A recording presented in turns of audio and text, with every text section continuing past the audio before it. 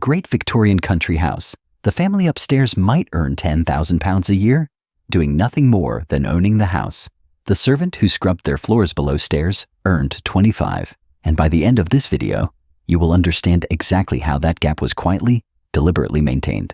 This is the ladder that ran an English country house, from the scullery to the Lord's own study. Every rank had a wage, a uniform, and a place at the table it was never allowed to forget, because at every rank of this house, there was a wage, and behind every wage, a life measured out in hours nobody upstairs ever had to count. Today we climb it rung by rung. The scullery maid, the footman, the cook, the butler and housekeeper, the lord of the house. And then we open the books on the small quiet perk that let the staff below stairs claw a little of that gap back. This is rank and ledger. In today's episode, the Victorian servant hierarchy, rank by rank. What each life below stairs was actually paid, what that money bought, and how far it truly was from the family living upstairs. We start at the very bottom of the house, in the room nobody upstairs ever willingly entered. One thing before we climb. If you want to see who really gets paid in worlds like this, empires, armies, ancient kingdoms, subscribe now and leave a like. It genuinely decides whether this channel survives. A scullery maid was usually the youngest girl in the house, sometimes barely into her teens, and the lowest paid servant of all. Her wage might come to as little as £13 a year, for scouring pots, hauling coal, and blacking grates before the rest of the house had even woken. Her day began around 5 in the morning and rarely ended before 10 at night. 6 days a week, with perhaps half a day off if her employer was generous. Even that half day required written permission and a strict hour to be back. £13 a year sounds almost too small to be real. It works out to roughly 5 old pence a day in a house where a single evening's dinner service upstairs could cost more than her entire year's wage. But her wage was never really her wage. Room, a shared attic bed, and food from the kitchen were provided on top, meaning her true income was partly invisible, folded into board she never saw a price tag for. Her entire working life was governed by one document she never wrote a word of, a character reference from her employer. Lose it through a single mistake, illness, or scandal, and no respectable house in England would ever hire her again. And servants themselves policed a strict hierarchy below stairs. Upper servants like the butler and housekeeper ate separately from lower servants like the scullery maid, at a different table, sometimes in a different room entirely. The house that divided upstairs from downstairs also quietly divided downstairs from itself. Here is your first question, and answer it honestly in the comments below. If one letter from your employer could end your career forever, with no appeal and no second chance, how differently would you behave at work tomorrow? Tell me below. One rung up, in clean livery instead of an apron, stood the servants the family actually wanted their guests to see. One rung up from the scullery, in clean livery instead of an apron, stood the servants the family actually wanted guests to see. A footman earned around £20 a year, rising to perhaps 30 as a senior first footman. His job was visibility. He served at table, answered the door, and stood in matching livery beside his fellow footmen purely to be looked at and admired by the family's guests. Footmen were also, unusually for male servants, subject to a strict rule about romance. Many houses forbade female servants from having a young man call on them at all, a rule enforced by the housekeeper with real consequences for anyone caught breaking it. Some households, remarkably, chose their footmen partly by height, matching pairs of tall men in identical livery, treated less like staff and more like ornamental furniture that happened to be able to carry a tray. And unlike the housemaids scrubbing floors 2 rooms away, the footman was paid more in part, simply for being decorative. Being seen in this house was quietly worth more than being useful. One rung up, though, a different kind of servant was paid more. Precisely because she was useful, in a way no one upstairs could easily replace. Above the footmen and maids stood the servants trusted to actually run a department of the house. A skilled cook in a wealthy house could earn considerably more than the maids and footmen beneath her, her wages reflecting the very real risk that a single ruined dinner in front of important guests could embarrass the family in front of the entire county. A cook's reputation could travel between houses faster than any letter. A great cook was sometimes lured away from one household to another with a higher wage entirely, one of the few servants in the house who could genuinely negotiate her own price. She commanded her own small staff beneath her, kitchen maids and scullery maids who answered to her before they ever answered to the housekeeper.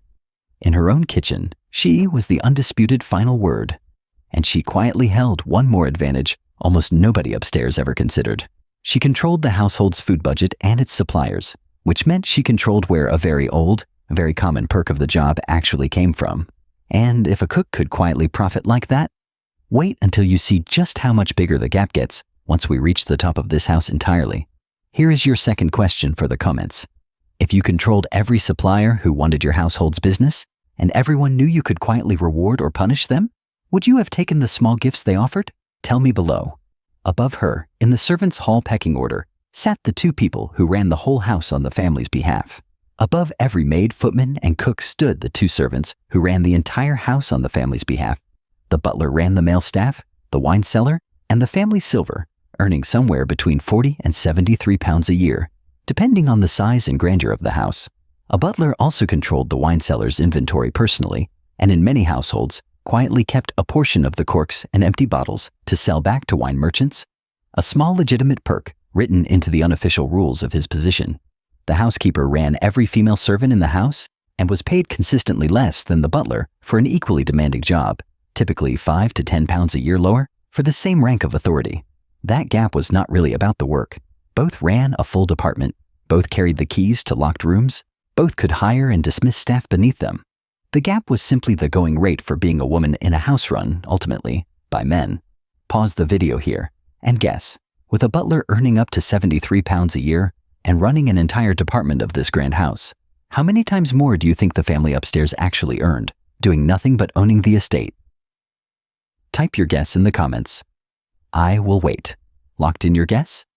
Here comes the answer, and it is larger than almost anyone ever guesses. A titled landowner running an estate of this size typically earned at least 10,000 pounds a year, almost entirely from rents on land his family had held for generations. He did not need to work a single day to receive it. Tenant farmers across that estate worked the fields, paid their rent to the lord's agent every quarter, and, in a smaller echo of the very hierarchy below stairs, sometimes employed a few servants of their own beneath them.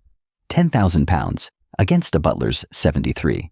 Roughly 137 times the highest paid servant in the entire house. Against the scullery maid's 13 pounds, the gap becomes genuinely difficult to picture. Nearly 800 times her yearly wage. And that fortune was protected by law as much as by wealth.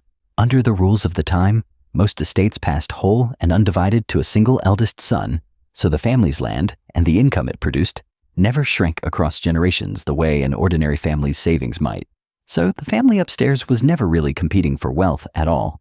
The ladder had been fixed in their favor before any of them were even born, and there was no pension waiting for any servant at the bottom of this ladder. A scullery maid or footman who grew too old or too ill to work simply left service, often with nothing saved, since board and lodging had quietly consumed most of what little they earned. But the staff below stairs were not entirely without a quiet trick of their own, one that came straight from the guests upstairs, invited to admire the family's wealth. But the servants below stairs were not entirely without leverage of their own, and it came from the very guests the family invited to show off their wealth. They were called Vails, small tips pressed into a servant's hand by departing guests as thanks for their service during a visit. On the day guests left a great house, the entire staff would line up in the hall, hoping for a shilling from each departing hand. For some servants, especially those in the most visible roles, Vails could add up to as much as half of their entire yearly income, quietly doubling a wage the family upstairs believed they had full control over. Butlers and senior footmen, who spent the most time in front of guests, collected the largest share of Vails by far. It was, in its way, a second unofficial pay scale running quietly underneath the official one, rewarding visibility just as much as the wage itself did. Some households eventually banned the practice entirely, worried that guests competing to tip generously was becoming its own quiet source of embarrassment.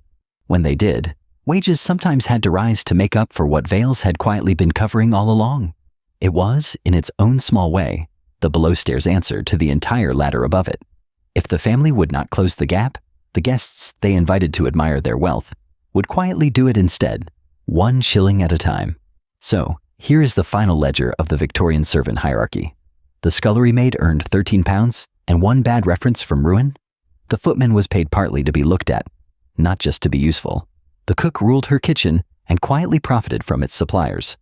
The housekeeper did the same work as the butler for less pay, simply for being a woman. And the lord upstairs earned nearly 800 times the lowest wage in his own house, without lifting a single finger to do it. The ladder below stairs was steep, exact, and strictly enforced, right down to the height of the footman. And at the very top of it stood a family who had never once had to climb it at all. So, here is your last question. And it is the one that matters most. If the family upstairs earned nearly 800 times the maid scrubbing their floors, purely by inheritance, was that a fair reward for anything at all? Tell me below. I read every comment. Next time on Rank and Ledger, we climb one of two ladders and you decide which, the CIA or a hedge fund? Vote in the comments. And if this story held you, do the two things that keep this channel climbing. Leave a like and subscribe. The ladder continues.